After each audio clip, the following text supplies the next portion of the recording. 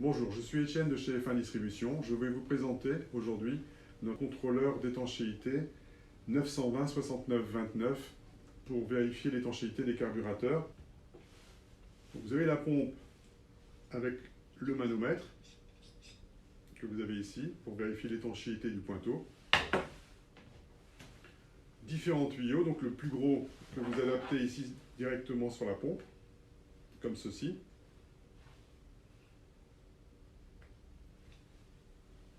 Voilà. Ensuite, les petits tuyaux sur lesquels vous avez donc deux diamètres différents. Vous choisissez donc l'entrée aussi du carburateur. Là, vous voulez contrôler l'étanchéité du pointeau. Donc ici, c'est du côté de la poire d'amorçage.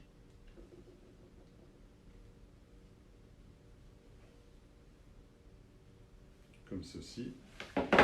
Et après, vous choisissez le raccord de jonction entre les deux tuyaux. Il faut que ceci soit bien étanche de façon à pouvoir garder une pression optimale.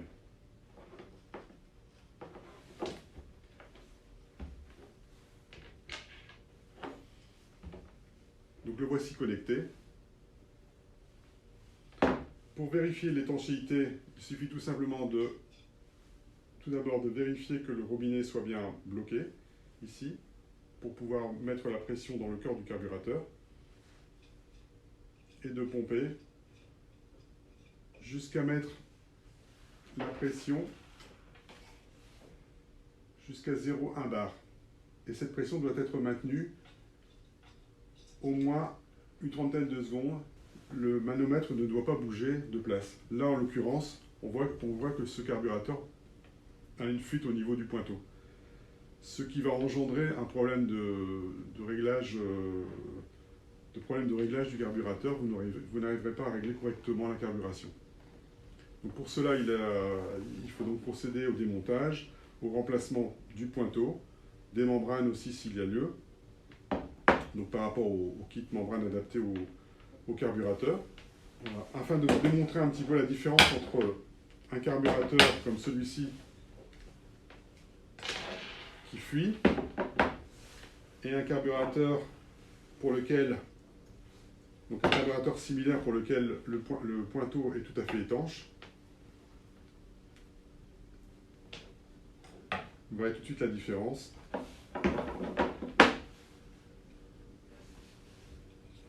Voilà, je branche directement, comme je l'ai fait sur le carburateur précédent, la pompe.